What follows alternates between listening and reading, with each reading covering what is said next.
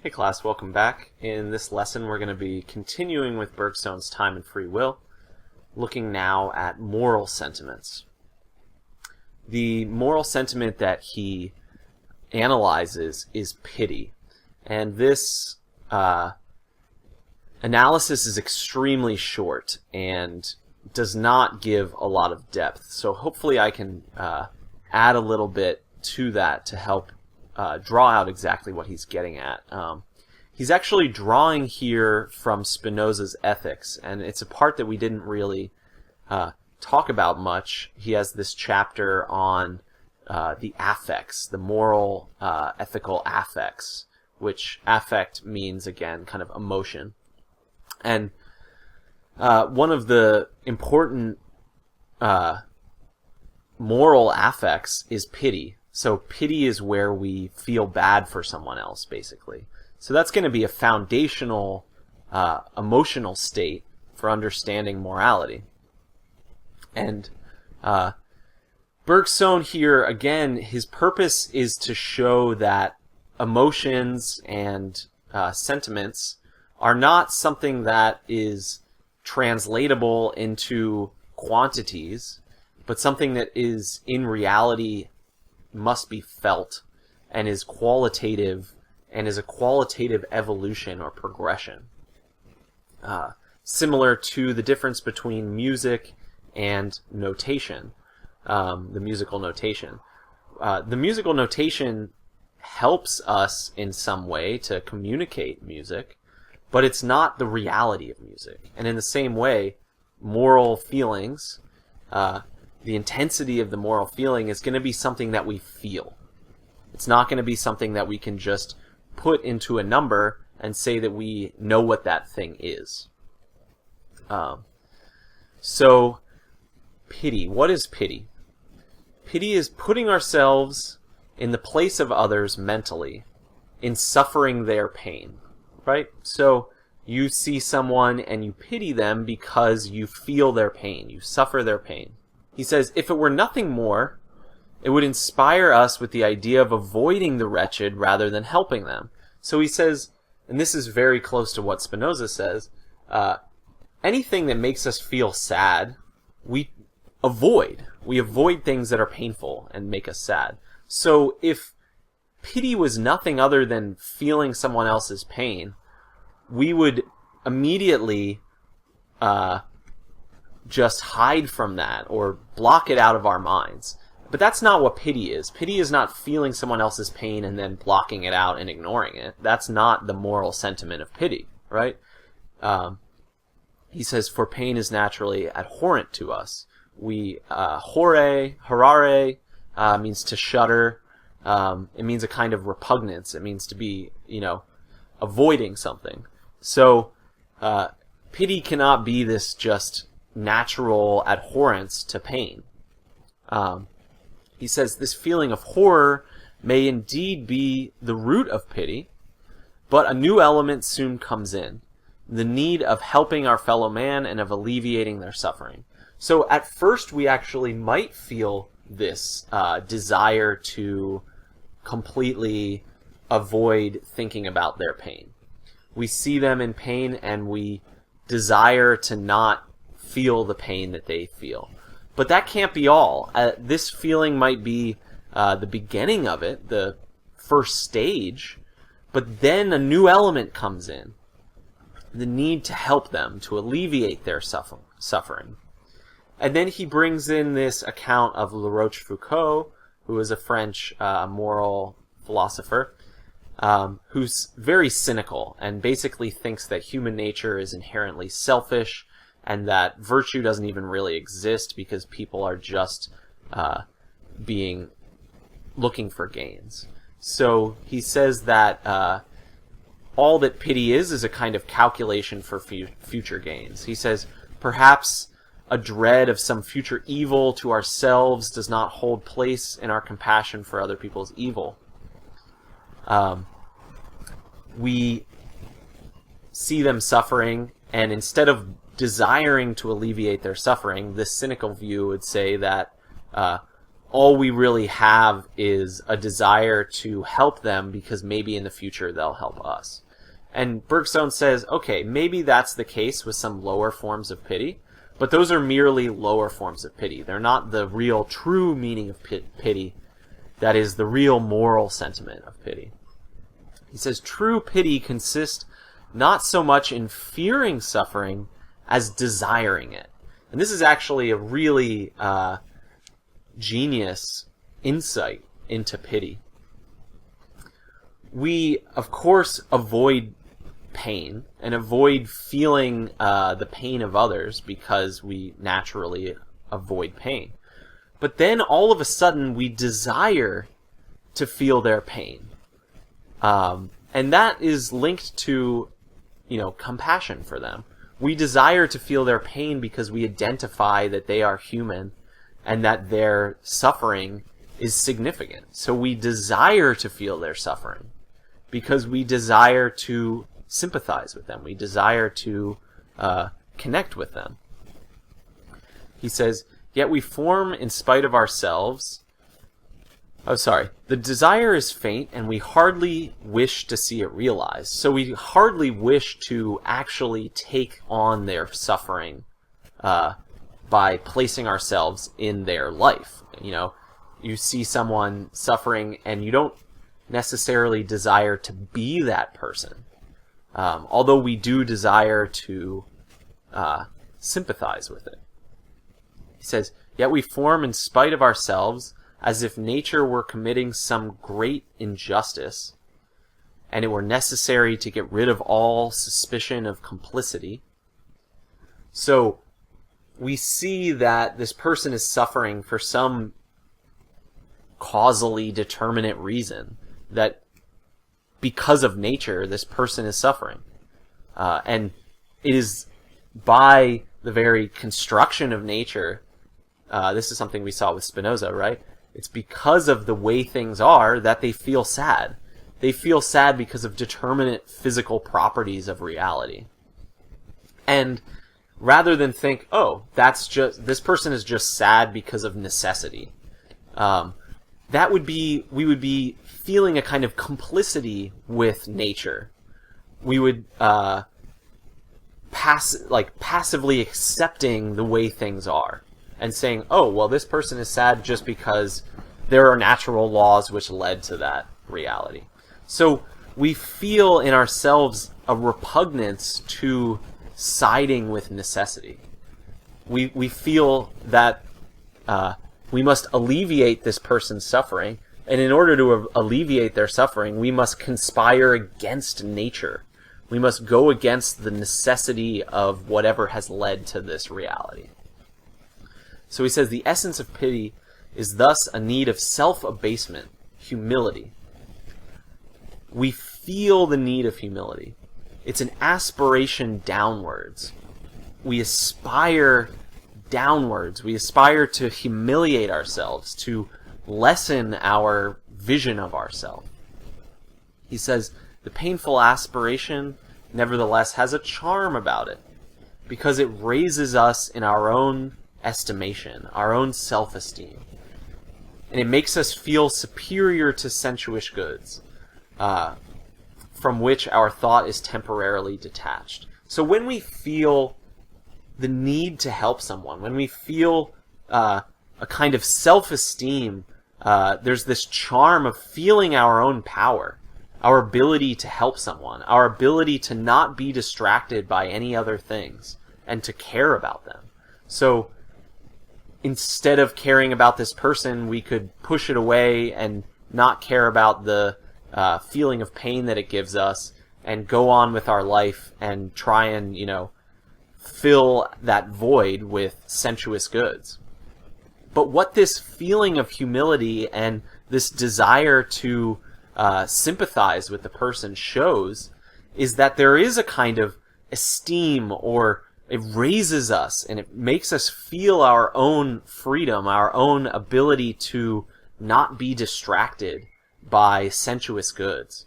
We feel superior to those sensuous goods because humanity, this desire to help other people, becomes more important. We are temporarily detached from these selfishness, and we feel the desire, that this kind of charm that is part of that pain. We feel that there's something good about suffering someone else's pains. So we become aware of our own freedom, and it shakes us from our habits, from our attention and our effort to extract from reality things that are, of our self-interest. It puts us away from our self-interest. So freedom shows itself in this moral feeling. We've become aware of our freedom as the suppression of our distractions. The focusing of the emotion does all of the work of freedom here. It's not something logical. It's like Kant. It's not something rational. It's a focusing of our attention by the emotion. The emotion itself focuses our attention. We feel the intensity of the desire, of how repugnant anything else becomes. You see someone suffering while you're like eating a meal. Continuing to eat feels incredibly selfish, and all of a sudden it feels repugnant. We are repugnant to engaging in that sensuous good. It distracts us from everything, as if everything else was a distraction from what really matters. And that's the same as we saw in a musical performance. The musician puts themselves completely in that moment, and all other distractions become meaningless. So there are two things going on here that we need to be aware of. The first is the kind of metaphysical, psychological aspect, and the second is the moral aspect. So the first is basically exactly what we said in the previous lesson, that the emotion is something that is continuously developing. It has all of these different stages, and each one has its own value, its own qualitative aspects to it. And each one has its own nuances, all of these different shifting, continuously interpenetrating different feelings, very complex thing. And yet we slap it with a single name, pity. So we kind of gloss over the complexity of the feeling and we call it pity, when in reality it's this continual progression of quality. So that's the first point, the metaphysical point, the psychological point. The second point is the moral significance here. Our feeling of pity has all of these, has this whole significance to it. And that's going to be very important for our next reading and our next lesson on morality. So keep those two things not completely separate, but there's something to be said here in terms of morality, and there's something to be said here in terms of metaphysics. So from Bergson's whole examination of sentiments, these deep seated feelings, he is able to oppose two accounts of the immediate data of consciousness. On the one hand, we have the account of sensation, and on the other hand, we have the account of sentiment or feeling. In the psychology of his time, there's this guy Weber, and coming after him was this movement called psychophysics. Fechner was one of the main people there who he talks about. And this wasn't in our reading, but I want to give you a brief overview of his critique of them so that you can appreciate what is at stake in this book. So he wants to say that the psychophysicists make a major flaw. They try to translate sensation into a quantity. And what this essentially means is that they want to convert the continuous feeling into something that is quantitative, into something that is conceptual and quantitative. And what they do is they say that we can discover a minimal perceptible difference. So you have a light of a certain intensity and of a certain brightness, and then you increase the brightness, and at a certain point the patient or the subject notices that there's been a difference.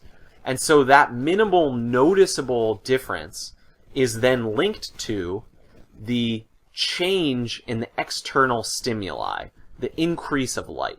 Or they do these tests with the ear where they're doing electrical stimulus.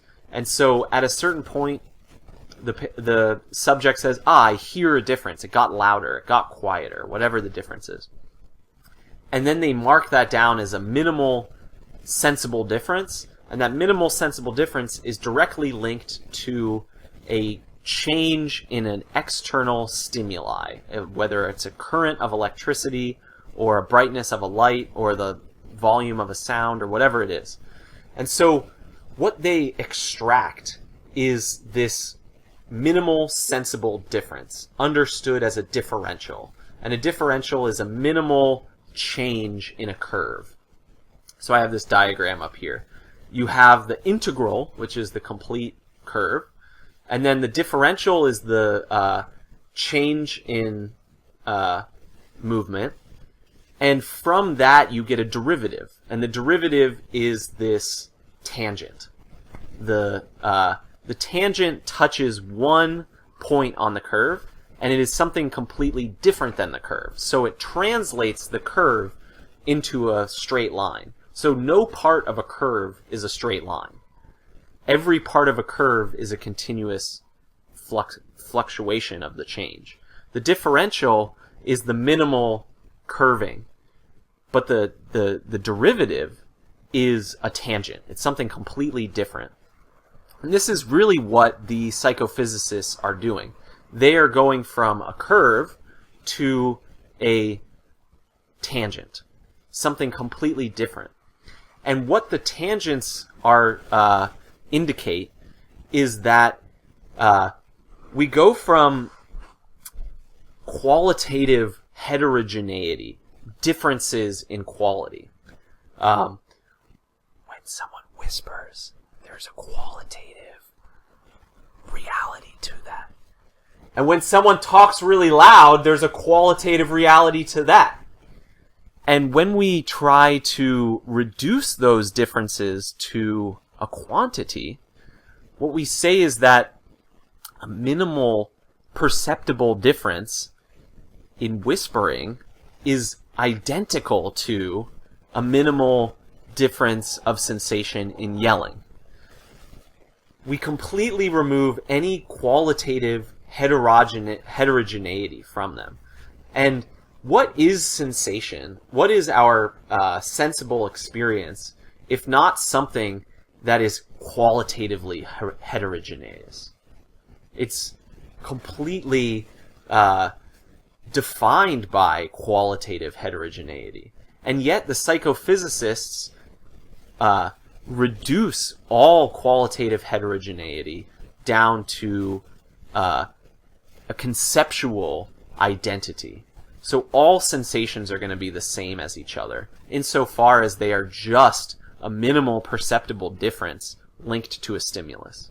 So now, all of a sudden, the quality of sound has no relation to the feeling of heat or cold or pressure or the brightness of a light.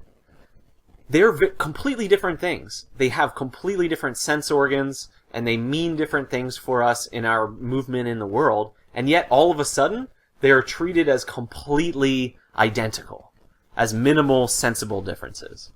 And so what Bergson says is that this is a reduction. It's a derivative. It's a translation of the concrete into something abstract.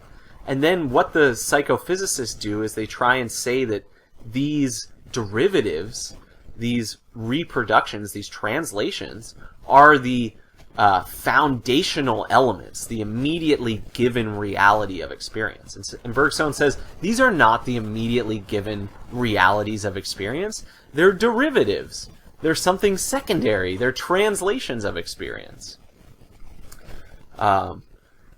So that's his criticism of psychophysics. He doesn't think that there's not a practical value to this, that it can't have certain psychological significance within science, but it cannot be used in order to explain the original givenness of our sensations. Sensations cannot be defined in terms of these derivative notions.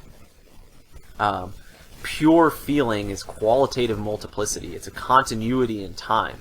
It's the integral. And so Bergson really grafts onto this idea that there's a difference between the integral and the differential and the derivative. And it's the integral, the concrete, unique unfolding in time, which is the reality of feeling, not this secondary translation into concepts. So intensity is something that changes in degree are also changes in kind. So I feel something very cold and I feel something mild in temperature. These are not merely differences of degree. They have a qualitative difference. They are different in kind. They are different in quality, not merely something quantitative. Coldness indicates to me immediately that I need to put on a coat or else my health is in danger. And I feel mild temperature and it feels comfortable. Those are qualitatively completely different things with different outcomes. So sensation is linked to a living being in a concrete environment, in a context in relation to the action of life. It's not something that is quantitatively abstract. So Bergson is really pushing against this reductionist tendency in psychology and science of his time, which really does go on into our own time as well. So intensity is something non-linear, and we can think about this again in terms of our effort in pushing something. There are many different like if we want to take a linear scale of effort, there are all these different forces which we can push against this heavy box sitting on the floor, which don't have any change at all. Then all of a sudden there's going to be this threshold that we overcome, where all of a sudden our force makes the box kind of move in jumps. And then finally we're going to be able to have a higher degree of force where the box kind of slides. So each one of these supposedly linear degrees actually ends up having qualitatively different outcomes. So qualitative difference is what we ultimately leave behind when we try and translate things into quantities. Quantitative differences imply that we disregard the qualitative differences and the intentionality. So the way in which a force is not something that is given in an instant and has one outcome to it, but is something that can be gradually affected over time. And this intentionality is something that we find in the graceful movements of animals or in the graceful movements of a dancer. And intentionality is something that has a qualitative inner attitude to it. And when we see someone acting intentionally, we don't just see a quantitative change. We don't just see something moving in space. But we also have a sense of the interiority, the inner determination, which is related to the psychological sense of freedom that intentionality implies. So intensity is not about just the sensation coming from some external stimuli. It's not about, like when we listen to music, what is the intensity of the music? It's not just how loud the music is or the calculation of the pitches.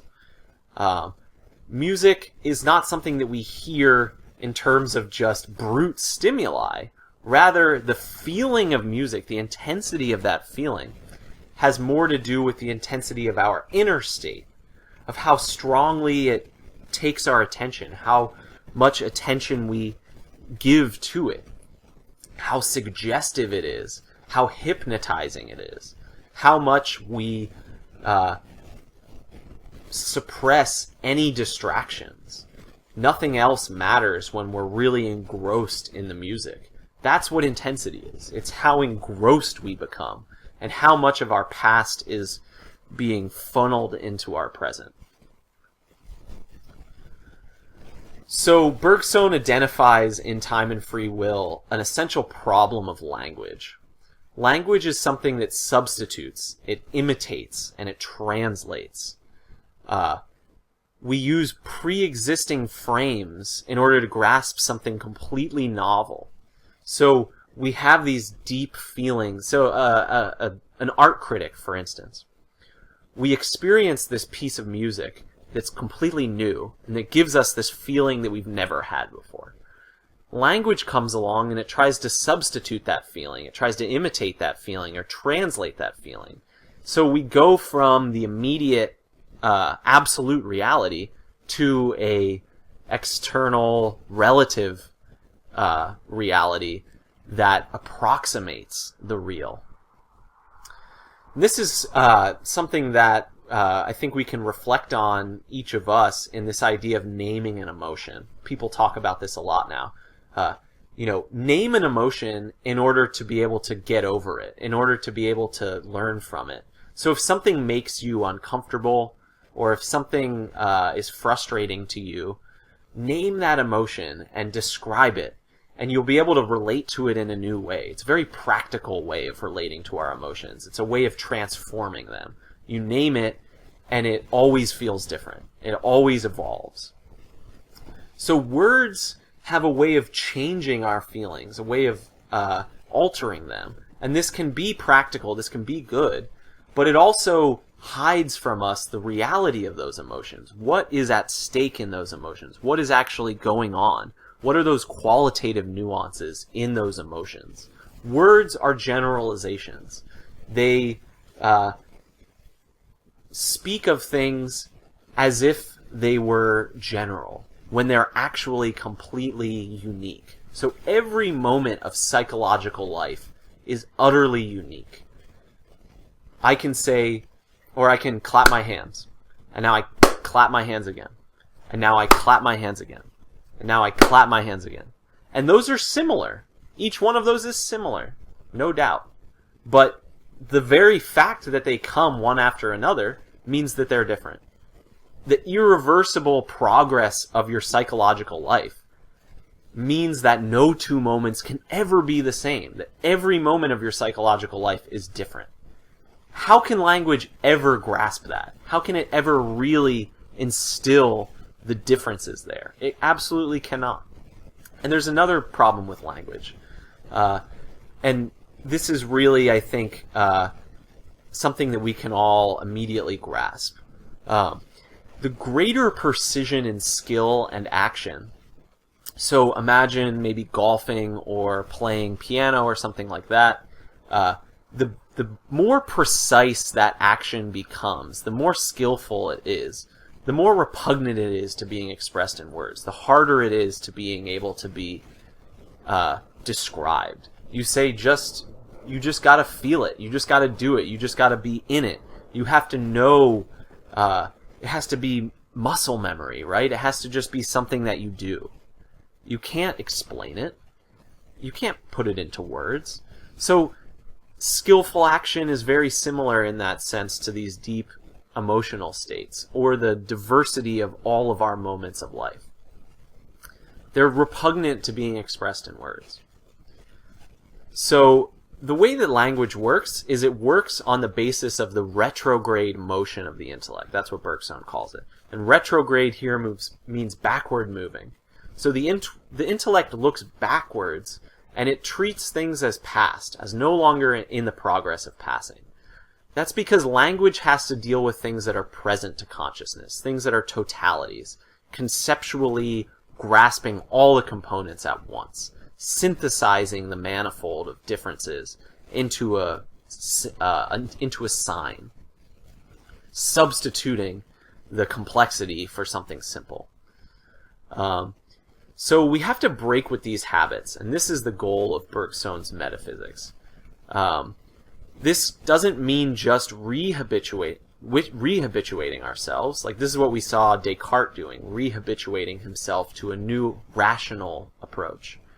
Bergson says that no, intuition means that every problem will require a new approach. It means that every problem means going beyond language and concepts that we have already formed. We have these pre-existing frames which can never be grasping complete novelty. So Bergson goes for understanding evolution. What is evolution? Can we understand evolution in terms of concepts? If there's true evolution, if there's novelty, creation of new forms, necessarily it's going into something unknown. We can also see this in like the evolution of music or the evolution of art. There's nothing which allows us to see beyond the horizon of the future. We don't know what the great works of art are going to be of the next decade. That is something that is ungraspable. It's in the future. And none of our concepts now will be able to grasp it. And Bergson speaks of this, so the Impressionist movement was actually hated at first in France. People said, oh, they're breaking all the rules, they're not doing anything by convention, this doesn't fit into our concepts. It doesn't fit into the art criticism concepts of the time. Flash forward 30 years or so, it's the central form of art in France. And he says, look at this. This is exactly the way our intellects work all the time. And he speaks of this also in terms of morality. He said there was a time when no one thought that slavery could be ending. No one could imagine a world in which there wasn't slavery. No one could imagine a world in which Impressionism was one of the, classical forms of art. They didn't have the concepts to deal with it. So language holds us back in this way. It's kind of, we try and understand everything in pre-existing ideas, but if there is a progress into novelty, if there is this possibility of freedom meaning the advance into something new, the production of novelty, it can't be because we treat things in terms of the finished, in terms of the already created. We have to treat things in terms of the process, in terms of the coming into being. And this is repugnant to language. Language is, this reality is repugnant to being expressed in language.